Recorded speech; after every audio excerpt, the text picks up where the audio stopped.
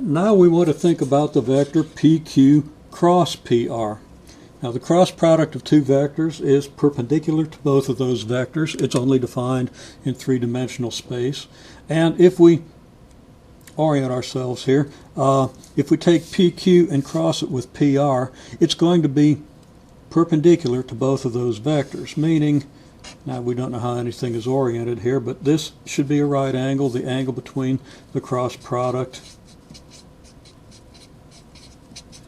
and the PR vector, and also the angle between the cross product and the PQ vector. Both of these are going to be right angles, and the right-hand rule, which we'll talk about a little bit more later, PQ cross PR is off in this direction. So it's going to be in this direction as opposed to, let's say, the opposite direction, which would also be at a right angle to both of these vectors.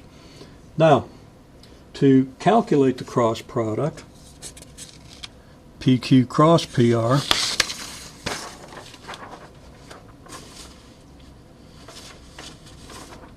we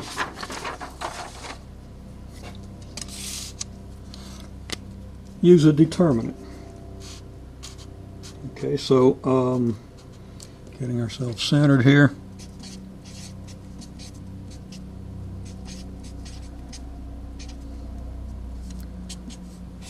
And the determinant is going to be I, J, K for the first row. The second row will be the components of PQ, which are -3, 6, and 5.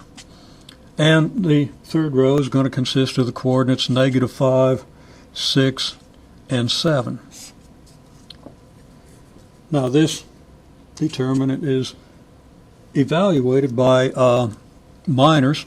We eliminate the row and column of I, forming the determinant 6, 5, 6, 7.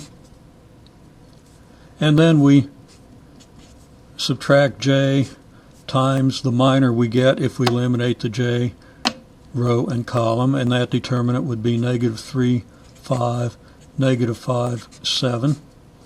And then we add K times the determinant we get if we eliminate the row and column of K, and that's going to be -3, 6, -5, 6.